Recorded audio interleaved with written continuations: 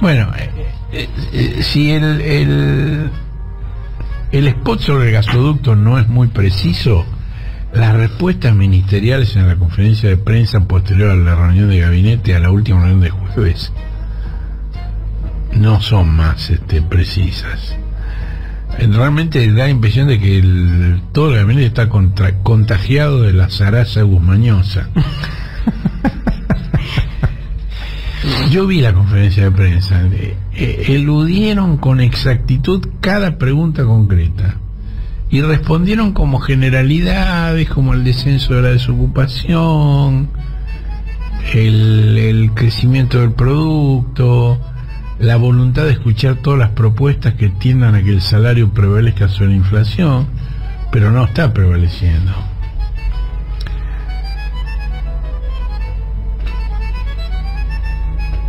Es una situación, no sé, no quiero adjetivarla, pero... No, pero bueno, digamos... Pero es una situación. A ras del piso, la gente lo único que ve es que la guita no alcanza, y cuando ve algo del gobierno, ve al gobierno bendiciendo aumentos de tarifas. Está bien que pueden estar pactados con él, pero la gente no dice, bueno, pero hubo que pactarlo con el FMI. Lo único que ve es que la guita no le alcanza y que ahora le van a aumentar el agua, y la mar en coche. Y que lo que hay son internas muy marcadas dentro del gobierno. Digamos, el secretario de Comercio Interior, Roberto Feletti, fue transferido con su secretaría del Ministerio de Producción de Culfas al de Economía de Guzmán. Qué feo que suena eso. Bueno, se reunió con su nuevo ministro y le reiteró lo que viene planteando desde hace tiempo, que es la necesidad de incrementar retenciones a granos y oleaginosas y de crear un comité de crisis alimentaria que monitoree costos de producción, comité de crisis en el que participen los ministerios de la Producción, de Economía, Agricultura y la Secretaría de Comercio Interior. Feletti sostiene que es posible incrementar las retenciones al maíz y al trigo, que están en 12%, y al girasol, que está en el 7%, hasta el 15%. Es decir, en el caso del maíz y el trigo sería un aumento del 3%, y en el caso del girasol del 8%. Ahora, los derechos de exportación del girasol llegaron a estar en 28%, y ahora están en 7%. Y es muy irracional, porque el principal exportador mundial es Ucrania y se ha retirado del mercado. Entonces, ¿cómo se van a mantener en 7 las retenciones que estaban en 28%? Y Feletti argumentó todo esto. También le avisó a Guzmán que la India había suspendido las exportaciones de trigo para garantizar el abastecimiento interno, por lo que el precio iba a volar. Guzmán se dio por notificado y no tomó ninguna medida. Y era tal como anunció Feletti. En solo un día el precio del trigo aumentó 6% en dólares. Pero peor todavía fue el efecto en pesos. La tonelada de trigo en la Argentina, en Rosario, aumentó un 11% en pesos. Sí. Pero no un 6%, un 11%. Aquí yo me acuerdo la primera vez que fui a Brasil, a Río de Janeiro, me impresionó ver que las plantas que aquí están en macetitas chiquitas, tienen hojas del tamaño de una persona en Brasil. Y con estos temas pasa lo mismo, digo, somos el Brasil de los precios, digamos, no de las plantas. Bueno, Feletti tiene el programa Precios Cuidados, que es un programa que se inició con buen éxito en el último mandato presidencial de Cristina, pero ahora no está funcionando del mismo modo. Hay desabastecimiento en las góndolas,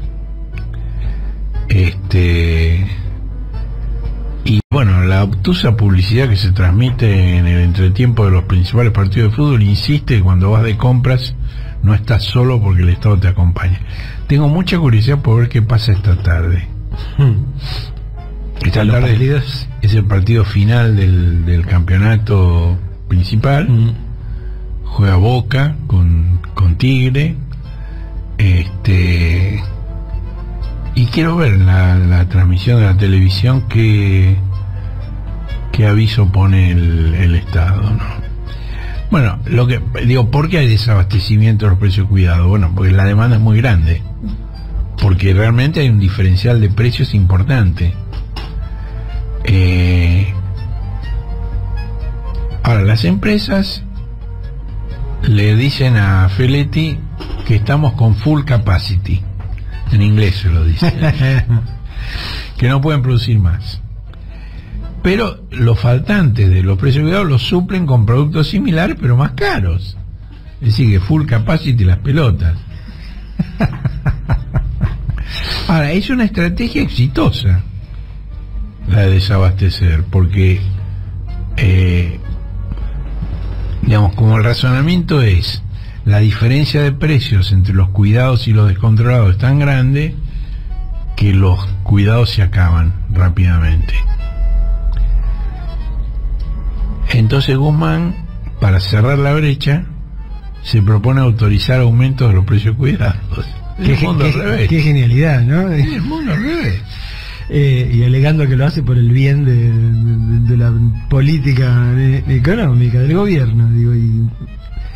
Por su parte, la Secretaría de Comercio Interior se propone remontar hacia atrás la cadena. Ahora no va a pedir solo información sobre el producto terminado, sino también sobre costos y volúmenes de producción. Vamos a ver qué le contestan. Ahora, mira, esto es muy interesante porque por lo que yo pude averiguar, Guzmán le dijo a Feletti que estaba de acuerdo, que él estaba de acuerdo que había que poner retenciones, pero que el que no coincidiera era el presidente. Por supuesto no lo dijo en público, una reunión privada con el secretario, ¿no? Ahora, en público, digamos, en una aparición en televisión el martes, Guzmán dijo: hay una decisión tomada de no subir las retenciones. Y una vez que se pronunció el Poder Ejecutivo, nadie puede discutirla, salvo el propio Poder Ejecutivo. ¿Qué es lo que pasó? No, la interna es feroz, es feroz. Guzmán dice: no se van a subir las retenciones, y Alberto dice: hay que subir las retenciones. Y un rato después dio una entrevista con uno de los campeones del virulento antikirchnerismo radial de las mañanas porteñas, y dijo que las retenciones son el mejor instrumento para desacomprar los precios internos de los externos, pero dijo, para aumentarlas debería convencer al Poder Legislativo y a la oposición. Bueno, no pasó ni una hora que los jefes cambistas reiteraron que no iban a apoyar la creación ni el aumento de ningún impuesto. ¿Ustedes se acuerdan? Yo les conté que durante la campaña electoral, en una reunión en la Bolsa de Comercio de Córdoba, le preguntaron a Luis Juez qué proyecto iba a impulsar del Senado, y él dijo: muchachos, quiero ser claro, ninguno. Lo que vamos a hacer es no dejarlos gobernar, nos vamos a oponer a cada cosa que propongan. Bueno, es lo que están haciendo, es lo que están haciendo. Ahora, un par de horas después apareció Julián Domínguez, el ministro de Agricultura. Otra interna. Ahora Domínguez refuta al presidente. Las retenciones son de new guerra contra la inflación, o sea, duran ni 48 horas, se pasan de 48 horas a 2 horas. Dice: de ninguna manera se van a aumentar las retenciones ni enviar un proyecto de ley al respecto.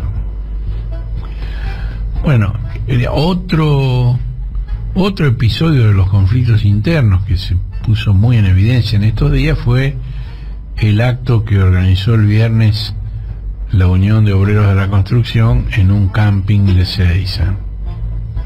Fue anunciado con bombos y platillos como un acto de apoyo al presidente. Se afirmó que iban a asistir 20.000 trabajadores. La UOCRA invitó a todos los gobernadores y solo fue uno, el sanjuanino Sergio Uñac, y tampoco hubo intendentes. Bueno, Uñac estuvo sentadito junto a la diputada Victoria Tolosa Paz, que es la postulante a la vicepresidencia en la imaginada reelección de Alberto. Pero no solo fue el único gobernador que estuvo. Al día siguiente, Uñac acompañó a Guado de Pedro, Hugo Yasky y Anabel Fernández Sagasti en un plenario del Peronismo Futuro que sesionó en Mendoza, en el que también participó y agradeció en forma calurosa la invitación el ex gobernador de Salta, Juan Urtubey, que dijo: yo no formo parte del Frente de Todos y por eso agradezco doblemente que me hayan invitado. Y Urtubey hace años que está acercándose a agrupamientos que se definen como en oposición a la denominada grieta. Y bueno, además asistieron los ex gobernadores de San Luis y Catamarca, Adolfo Rodríguez Sá y Lucía Corpachi, y por Zoom participaron Sergio Massa y Axel Kicillof. Bueno, ¿qué significa esto? Guado tuvo el rol central. Bueno, esto me parece a mí que lo que significa es que, bueno, la campaña electoral ya está a la vista y todo el mundo está mirando el dedo fecundo que hace 3 años engendró un presidente.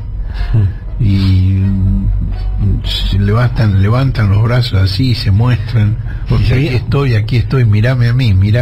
Pidiendo el centro, ¿no? Mírame a mí, sí. Bueno, además, Mansur, el jefe de gabinete, había reclamado que todos los ministros fueran al acto de Gerardo Martínez. Ahora, los gobernadores están lejos, tienen que viajar, los ministros están todos acá, y no fue ni la mitad de los ministros, que son los que dependen en forma directa del presidente. Si no tengo mal registro, si no me equivoco, ni siquiera Aníbal asistió.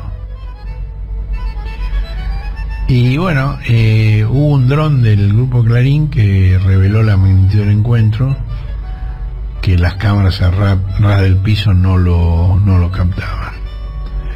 Sí hubo una asistencia bastante nutrida de dirigentes de la CGT que, como hemos mencionado ya alguna vez, se los ve aterrados por el avance de la generación Nunca Menos, de obreros jóvenes que iniciaron su vida laboral en los años del kirchnerismo.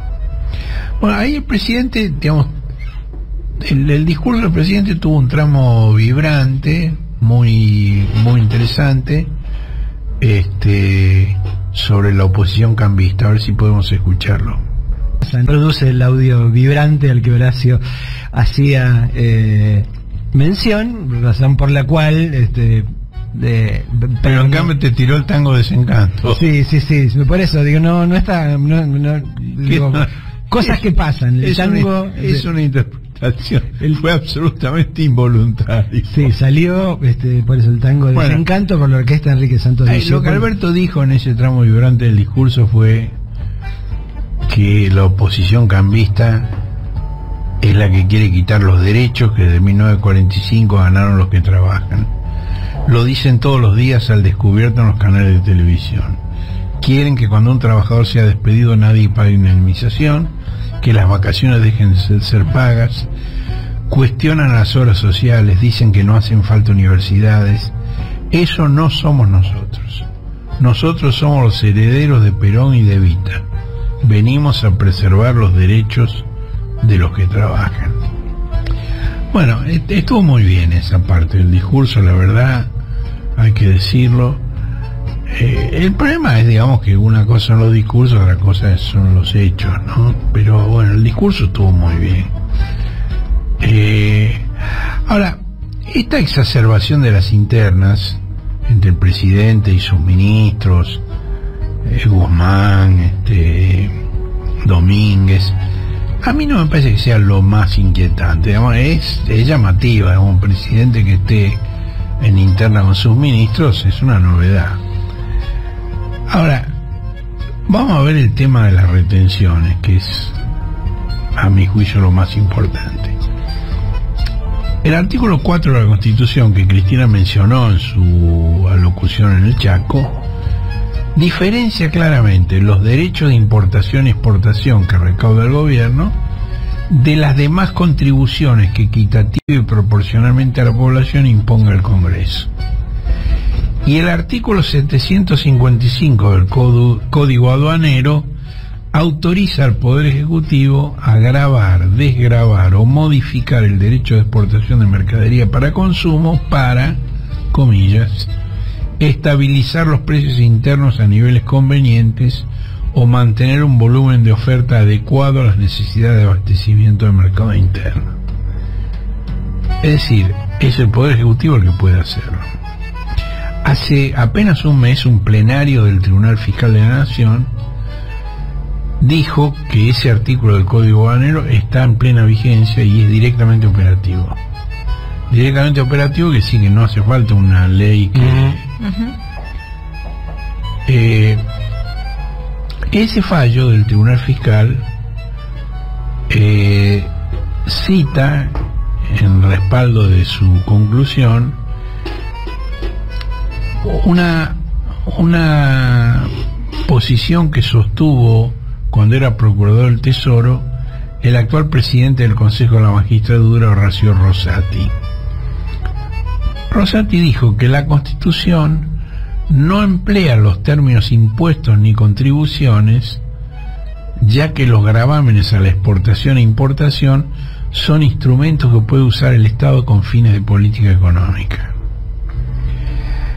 Bueno, el Tribunal Fiscal es el órgano que trata los recursos de los contribuyentes contra actos de la FIP. Es realmente muy importante. Sus fallos pueden ser apelados ante la Cámara Contencioso Administrativa, pero es realmente el tribunal que se encarga de estos temas. Y el fallo también mencionó una posición en otras sentencias del actual vicepresidente de la Corte Suprema, Carlos Rosenkranz, y uno reciente de la Corte Suprema de Estados Unidos, donde la legislación es similar, que rechazó abrir un planteo de los empresarios del acero contra la imposición de retenciones por parte del expresidente Donald Trump. Bueno, la Constitución, el Código Aduanero, el fallo del Tribunal Fiscal son instrumentos importantísimos para enfrentar esta situación. Ahora, renunciar al uso de esos instrumentos, como hizo Alberto, es una toma de posición, como decías hace un rato, respecto de otra cosa, ¿no? Es como encerrarse en la celda más oscura y tirar la llave a través de las rejas. Sí, pasa que utilizar ese tipo de herramientas requiere de una fortaleza política y de una determinación, de una contundencia que quizá no es lo que más estamos viendo en este momento. Es lo que le reclamaron en el plenario del peronismo futuro de Mendoza. ¿Por qué la opción es la góndola versus la urna, Horacio Berbisky? No es que sea una opción, sino que hay una confrontación, porque tenemos un cuadro que correlaciona los niveles de inflación con los resultados electorales. Qué lindo. Desde la finalización de la dictadura.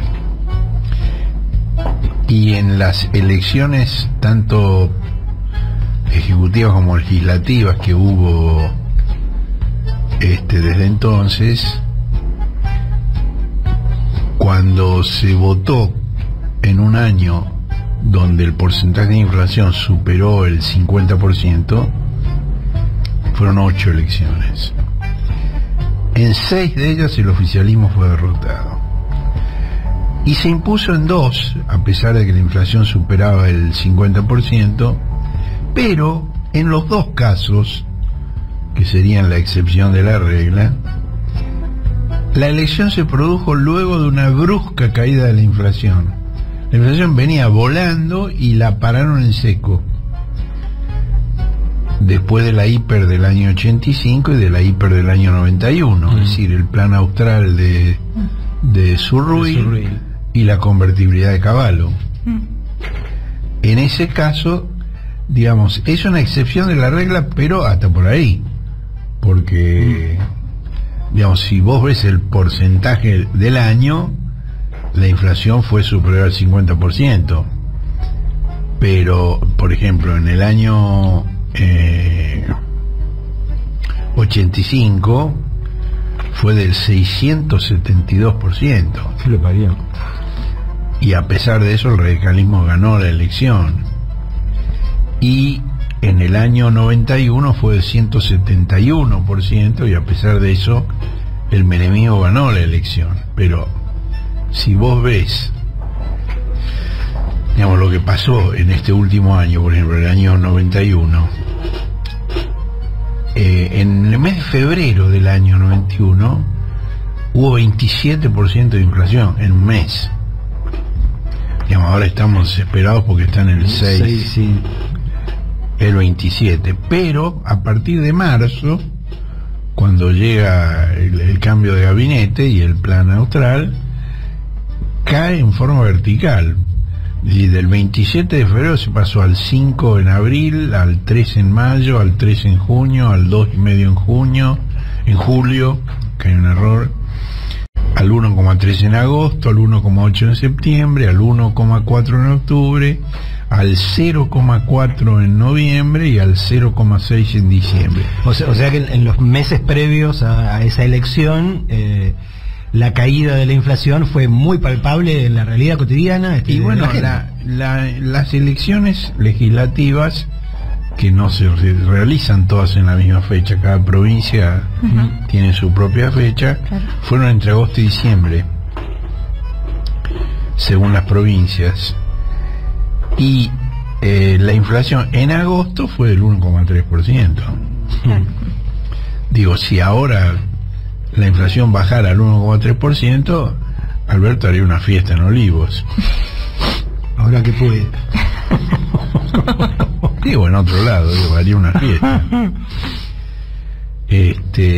Bueno, además, tanto Alfonsín como Menem crearon una moneda nueva, aligerándola de ceros. Y bueno, Zurril habló del desagio, la expresión del desagio, y Cavallo de la convertibilidad, $1 a $1.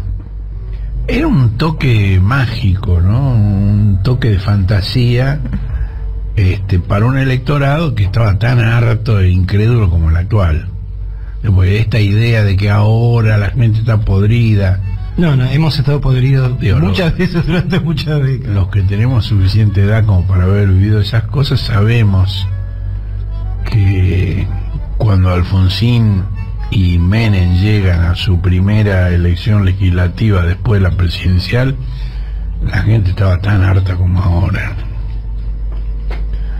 No hay un hartómetro para medir, digamos, si es un poquito más o un poquito menos, pero digo, no había gran diferencia, ¿no? Bueno, en ambos casos, tanto Zurril como Cavallo, lo que hacen es erigir monumentos a las expectativas. Claro, sí. Ahora, en esa misma época, Rodolfo Walsh, que no era economista, escribió una frase que yo durante años la tuve impresa y pinchada en el corcho de mi oficina, que decía: hay que confiar en los hechos que siempre superan las expectativas. Bueno, no era economista, creía en los duros hechos. Y en los duros datos, ¿no? Sí, claro. Bueno, para encontrar otra elección con más del 50% de inflación anual, hay que avanzar hasta el 19, cuando Macri fracasó en el intento de ser reelecto, cuando el índice de precio al consumidor llegaba al 57,6%.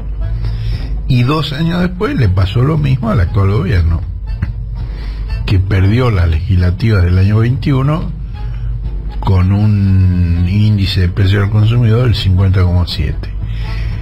Para este año se estima un índice interanual de entre 60 y 70%. Digo, si los índices de inflación son un predictor adecuado de los resultados electorales, ya sabemos lo que va a pasar el año que viene. Ahora, hay una cosa también, ¿no? Que es interesante verificar. La alta inflación es un pasaporte al infierno electoral, eso está fuera de toda discusión. Ahora, que sea moderada o baja tampoco asegura la victoria. Y si vos ves, digamos, un cuadro temporal más amplio todavía, no desde el último medio siglo, sino desde los últimos 3/4 del siglo, de la elección presidencial del 46, donde Perón ganó con una inflación del 17,7%, que en realidad sería más pertinente medir la del año anterior, la del 45, porque la elección fue en febrero del 46, claro. Y en el 45 fue del 19,9%. Hasta la elección presidencial del año 15, donde la inflación era del 31,6%, y sin embargo el Frente de Todos perdió. Y la legislativa del 17, bueno, ahí Cambiemos ganó con 24,3%. Ahora, por ejemplo, esto que decíamos de que la baja inflación no garantiza el resultado electoral. En el año 97 la inflación fue de largo, Menem perdió las legislativas de ese año. Y en el 99 peor, hubo deflación, fue menos 1% la inflación. E igual el justicialismo no pudo retener la presidencia. Y lo mismo pasó también con el menos 1,1 en el año 2001. La primera alianza perdió la elección legislativa de octubre del 2001, y eso, bueno, ustedes se acuerdan, precipitó la disolución del gobierno de Fernando de la Rúa con ayuda de otros factores, digamos, el megacanje, el blindaje, el oso Arturo, el corralito. Y los Arturo. Tuvo ayudas, ¿no? Ahora, esto, a mi humilde opinión, explica la epidemia de desdoblamiento de elecciones que plantean casi todos los ganadores del oficialismo, que no desean compartir la boleta con el presidente en caso de que Alberto cumpla con el anunciado propósito de buscar un segundo mandato, lo cual creo que dista absolutamente de ser seguro, ¿no? Y también fundamenta la premura que se instaló por disminuir ese índice de inflación. Bueno, Alberto tiene mucha confianza en la receta monetarista que el ministro Martín Guzmán acordó con el Fondo Monetario Internacional. Ahora, me parece que Alberto confía más que el propio fondo en la posibilidad de que Guzmán logre aplicar esa receta y cumplir con las metas pactadas de déficit fiscal, de reservas y de emisión monetaria. Bueno, hubo un planteo muy pintoresco sobre el tema que provino del docente de La Matanza, Luis Delía, que hizo un cálculo elemental que a mí me hizo pensar, digamos, el que mira la mano y va bajando un dedo tras otro, digamos. Según Delía, la inflación bajó 0,7% este mes. O sea que a este ritmo, en 4 meses, estaría bajando a 2,8% mensual. O sea, pasaríamos a tener un interanual del 33%. 20 puntos menos que el 53% que dejó Macri al irse. O sea, aguante Guzmán. Bueno, igual que Rodolfo Walsh tampoco es economista, pero no a diferencia de Rodolfo Walsh no cree en los hechos. Tiene la misma confianza en las expectativas que tienen los economistas, ¿no? Y además, bueno, dejó el abaco de lado, dejó la mano tranquila y puso un tuit inverosímil. Dijo, comillas, romper irresponsablemente la unidad del Frente de Todos es como si volviéramos a matar a Rucci, una cagada infinita que abre el camino al regreso del macrismo. Bueno, en primer lugar se equivoca sobre las causas del fracaso electoral, porque no es que se va a producir el fracaso electoral en el futuro luego de los cuestionamientos del kirchnerismo, sino que ya se produjo, y fue el año pasado como consecuencia de la política oficial. Pero además Delía equipara los debates internos sobre el rumbo de la política con un episodio trágico del siglo pasado, y como quien no quiere la cosa, generalmente como la derecha más cerril, identifica al kirchnerismo y a la guerrilla de entonces. Dice, volviéramos a matar a Rucci. Digo, es una locura eso que hay. Bueno, quien lo sentó de un trompazo verbal fue Claudia Rucci, la hija del ex secretario general de la CGT. Pues además muy desagradable que se esté usando un hecho así tan doloroso para hacer un parangón con alguna situación política actual, sobre todo cuando es tan traído de los pelos, ¿no? Ahora, bueno, Delía, digamos, es representativo de una categoría escasa, que es los adherentes a los planes reeleccionarios, que son pocos pero son muy apasionados. Y otro que se destacó en ese rubro fue el ministro de Seguridad, Aníbal Fernández, a quien habías mencionado la semana pasada, ¿no? Efectivamente, hicimos la referencia. Entonces, bueno, tuvimos el siguiente diálogo. Aníbal me dice, sos patético. Y yo le contesto, sos proyectivo. Eso quiere decir que el patético es él. Él me dice, eso que decís es un horror. He sido ministro de 4 presidentes para cuidar un sueldo. Has hablado muchas veces conmigo, por teléfono y cara a cara, y tenías ese concepto de mi persona. Habla muy mal de vos. Y yo le contesté, no dije que fue por eso. Es notable porque, digamos, a raíz de esto, ¿qué fue lo que vos pusiste? Releí lo que yo había puesto, textual. Atravesó la Aníbal, ¿no?, las gestiones de Duhalde, Néstor y Cristina con la inclaudicable decisión de defender su cargo, que depende de la firma presidencial. Yo nunca hice ninguna referencia al sueldo. Él metió el sueldo. Que explique por qué. Y yo creo que lo que motiva al ministro no es el dinero, es el poder. Y también dije en aquella nota que, digamos, su intento de provocar a Cristina, invitándola a competir con Alberto por una candidatura que ella de ninguna manera busca, va a quedar sin respuesta. Y efectivamente así fue. Pasó. Cristina no contestó.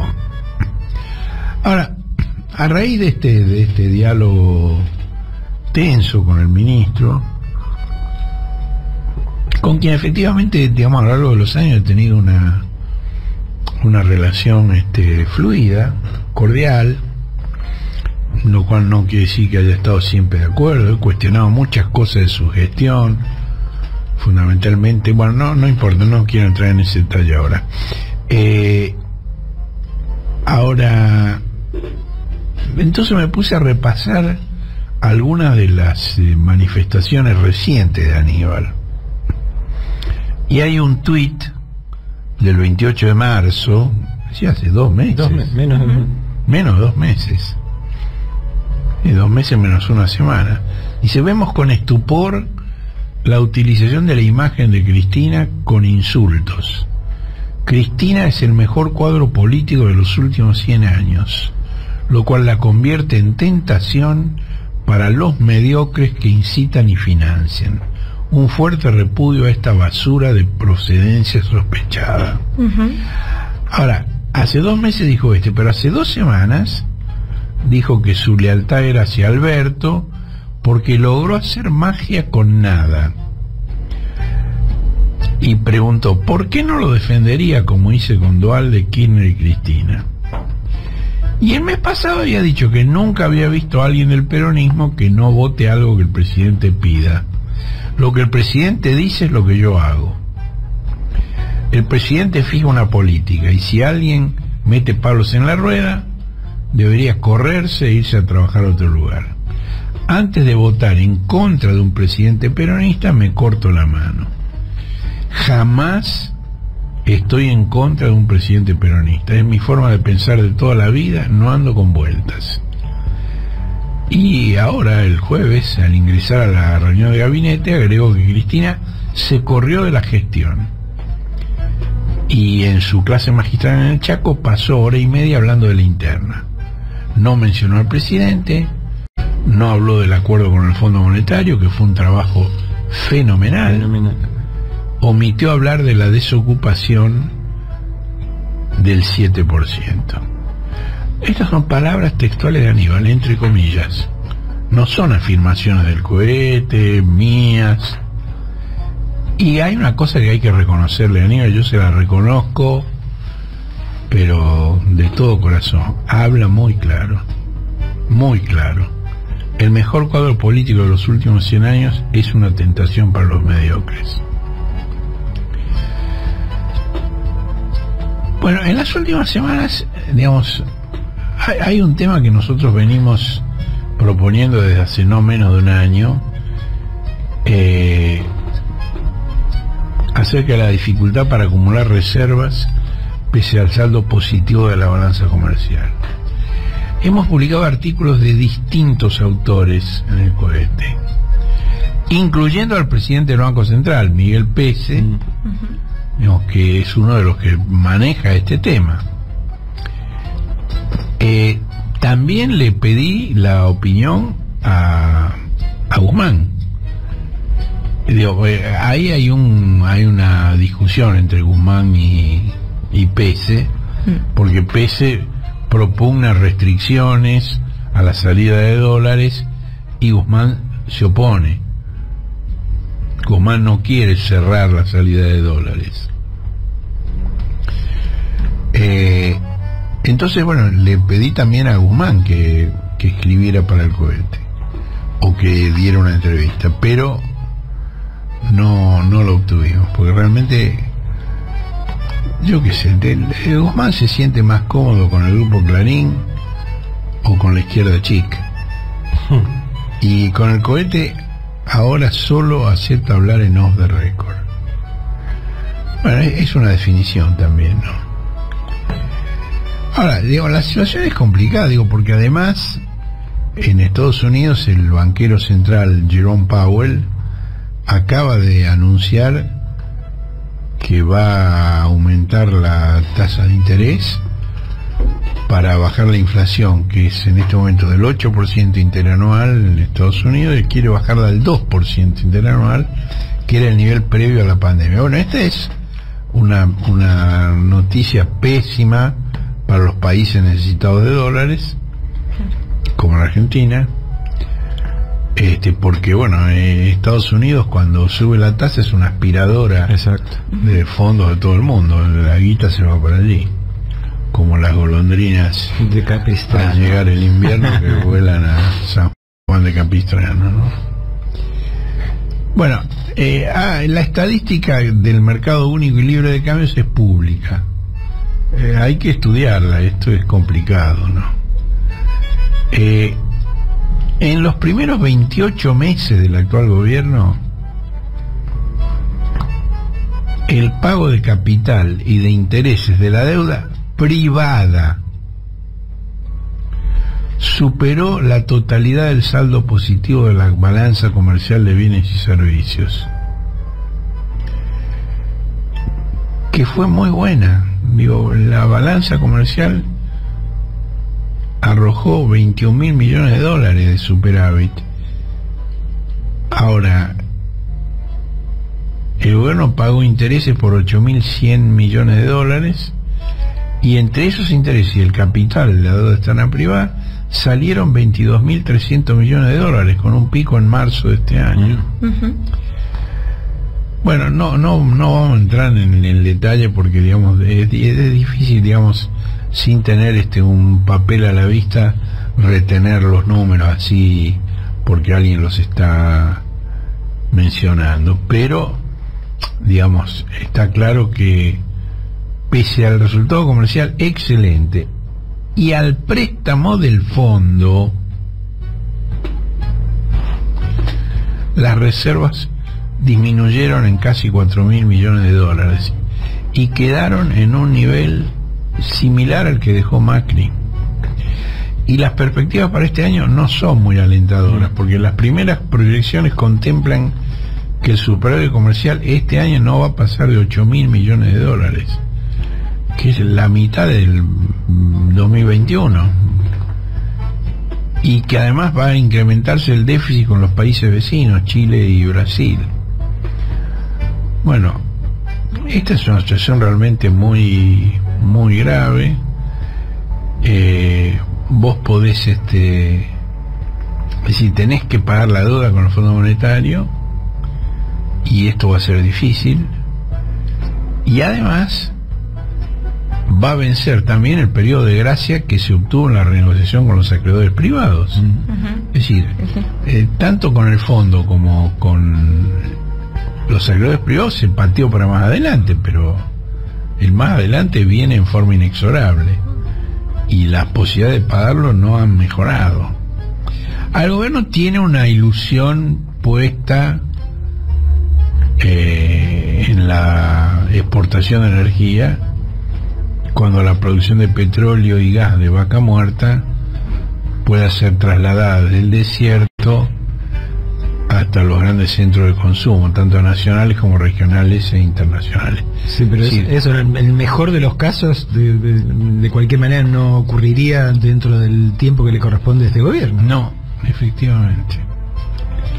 Sí, la Argentina tiene la segunda reserva mundial de gas y petróleo no convencional, lo cual es fantástico, y podría exportar cada año un adicional a lo actual de 33.000 millones de dólares. Ese cálculo lo hizo el consultor Nicolás Arceo, que fue directivo de YPF durante la gestión de Axel, y que ahora tiene una consultora privada.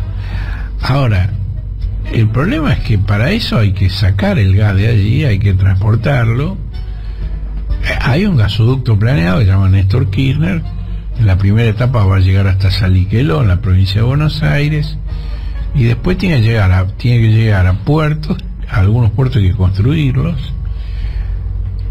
Hay que construir una planta que tome el gas y lo licue, para luego poder transportarlo en barcos, que la Argentina no tiene porque está desmantelada la flota mercante, para llevarlo a los mercados que lo necesitan.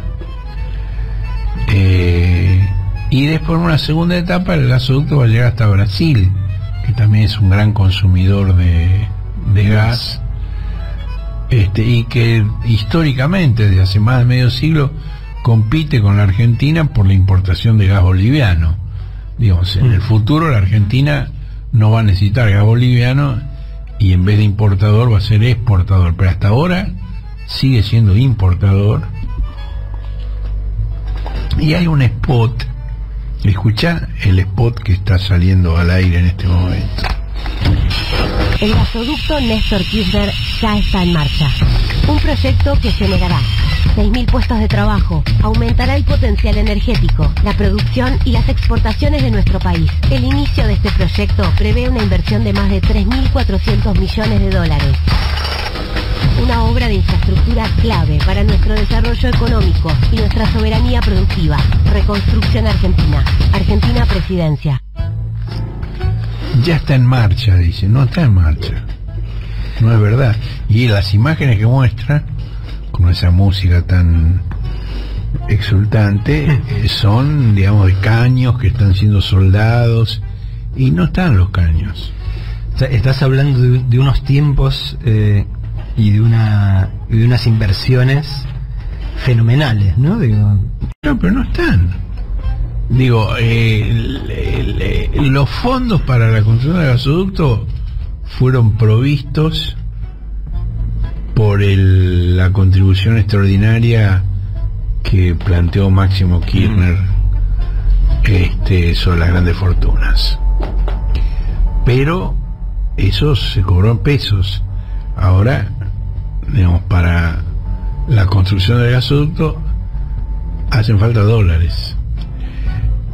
Ya se licitó la compra de los tubos sin costura. Lo va a proveer Siat Tenaris, que es una empresa pequeña, pero que forma parte de una transnacional ítalo-luxemburguesa, Techint.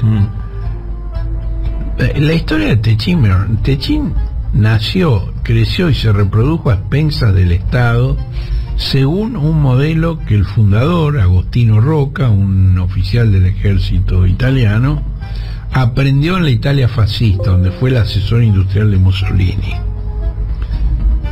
que es el abuelo de Paolo Rocca. Agostino fue el padre de Roberto, que es el padre de Paolo. Bueno, Techint, para esa licitación de los tubos para el gasoducto, ofertó un precio inferior al de la base. Y no se presentaron las siderúrgicas chinas, que sí compitieron con los italianos en Córdoba, por el gasoducto de Córdoba. Ahora, Paolo está procesado en Milán, junto con su hermano Gianfelice Rocca y su cuñado Roberto Bonatti, el esposo de la hermana de Gianfelice y Paolo, por el alegado pago de sobornos para un gasoducto, para el tendido de los tubos de un gasoducto en Brasil. Paolo se siente mucho más seguro en la Argentina. Me pregunto por qué. Porque la justicia lo exime de cualquier responsabilidad, aún confeso. Paolo confesó que pagaron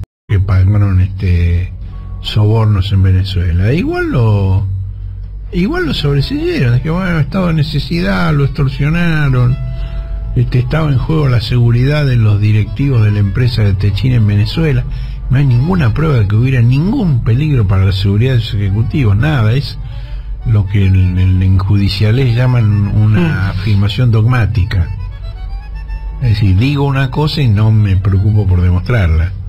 Es así porque sí. Ahora, todavía falta licitar la obra civil del gasoducto. Pues, una cosa es comprar los caños, otra cosa es hacer el pozo, meter los caños, soldarlos. Y también Techint está en la pole position para la obra civil con su empresa Techint Ingeniería y Construcción. Ahora, Siat va a fabricar los tubos en su planta en la Argentina, cosa que alguna publicación reciente dijo que no, que va a importar los tubos. No es cierto, los tubos los van a fabricar acá. Pero lo que sí tienen que importar es la chapa para los tubos, que también la fabrican ellos, pero en una empresa de ellos en otro país. Y entonces, como son conscientes del apuro oficial, están presionando al gobierno para que el Estado se encargue de proveer, en vez de buscar financiamiento internacional. Es decir, algún día vamos a hacer el organigrama completo de Techint. Es un pulpo mundial, tiene empresas importantes en todo el mundo, en Asia, en África, en América del Norte, en América del Sur. No hay lugar del mundo donde no tengan empresas. Entonces es inverosímil que les cueste conseguir quien les financie una importación de chapa por apenas $200 millones. Esto, que aparte deberían pagarse a sí mismos en todo caso, digo, porque si lo que vos estás diciendo es que ellos lo fabrican en otro lado. Claro. Digo, esto en realidad es una nueva pulsada de poder con el gobierno. Acordate, bueno, esa Seat Tenaris es la empresa que había cobrado el IFE y luego había despedido trabajadores. Exacto. A pesar de que había un decreto que lo prohibía.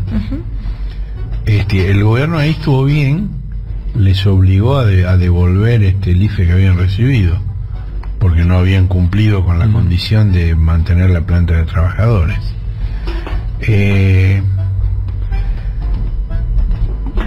Bueno, acá, digamos, parte del gobierno una política de cordialidad y sonrisas con los grandes patrones que no da resultado.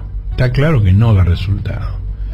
Guzmán y Alberto comieron hace poco con Paolo Roca en Olivos.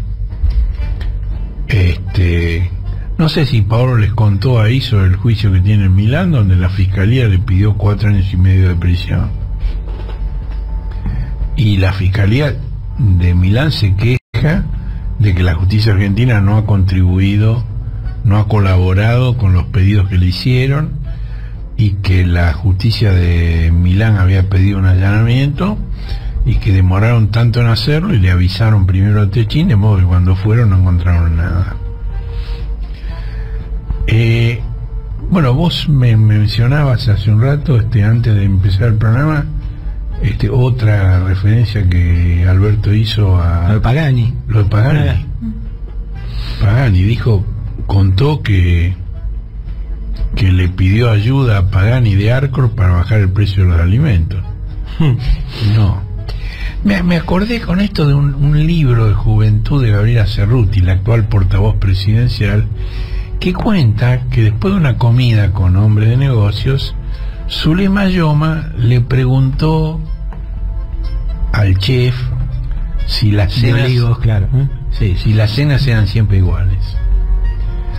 Y la respuesta es extraordinaria. Cambia el menú, cambian los presidentes, los que nunca cambian son los invitados.